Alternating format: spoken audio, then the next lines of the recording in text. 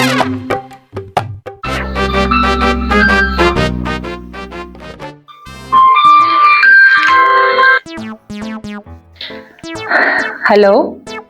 हाय केॾो न मिठो आवाज़ अथई। थोरी वात में शुगर मिल खोली अथई या? ओहो, केरु रही तूं? जेको बि आहियां जहिड़ो बि आहियां अखियूं पूरे क़बूल करीं त तुंहिंजो आहियां। छा मतलब आहे तुंहिंजो? मुंहिंजो मतिलबु त तव्हांजो आवाज़ एतिरो मिठो आहे, किथे अव्हां जो नालो मिठाई त कोन्हे? जी जी, मुंहिंजो नालो मिठाई आहे। पोइ माणे जो नालो माखी आहे?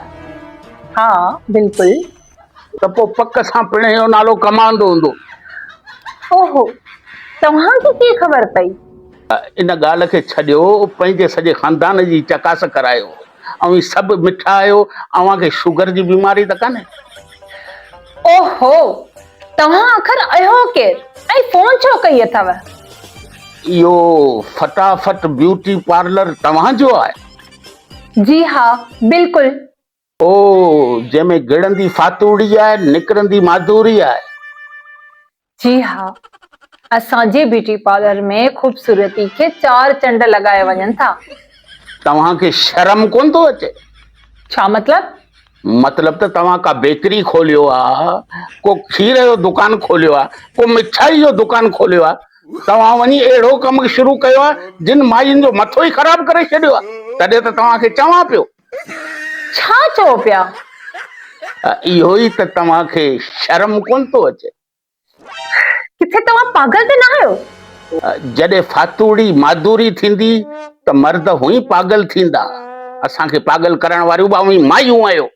मां चवां थी बंदि कर फोन, मूंसां अजायो मथो न हण। तोसां मथो आऊं छो त हणंदुसि? तूं का मुंहिंजी रन आई आहे छा?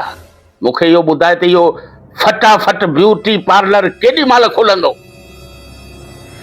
सुभाणे ॾींहं जो 10 बजे खुलंदो। हींअर अची खोल, नांग तो खाईने या? अरे हींअर त रात थियण वारी आहे। त रात त रोज थींदी आहे, इन में कहिड़ी वॾी ॻाल्हि? पर तूं त मर्द आहीं, तुंहिंजो ब्यूटी पार्लर में भला कहिड़ो कम? मूंखे थोरियूं मुछूं नंढियूं कराइणियूं आहिनि ऐं बगल बि लाराइणा आहिनि। फॉर काइंड योर इंफॉर्मेशन, इहो कम असांजे ब्यूटी पार्लर में त कोन थींदो आहे। अव्हांजे ब्यूटी पार्लर में मर्दनि जो मथो कचो करण वारा सभु कम थींदा आहिनि, बाक़ी मुछूं नंढियूं नथियूं थी सघनि, लही पवंदा अथव। आऊं चवां थी हाणे फोन बंदि कर। छो त फोन बंदि करियां? वांदी कोन आई छा? तोसां मथो हणण जे लाइ मां वाकई वांदी न आहियां। मूंखे बि तोसां फोन ते ॻाल्हियूं करण जो को शौक़ कोन्हे। उथी ब्यूटी पार्लर खोल। ओफो, मां कीअं सम्झायां तव्हांखे त ब्यूटी पार्लर हींअर कोन खुलंदो? तुंहिंजो त पीउ बि खोलींदो, मूंखे सुञाणे कोन आऊं केरु आहियां? तूं आख़िर आहीं केरु? आऊं बीमार आहियां, बसुनि में एक्सरो ॾेखारे पिनंदो आहियां। पर हिकिड़ी ॻाल्हि त ॿुधा, तुंहिंजो मुंहिंजे ब्यूटी पार्लर में कमु कहिड़ो आहे? मुंहिंजो को कमु कोन्हे।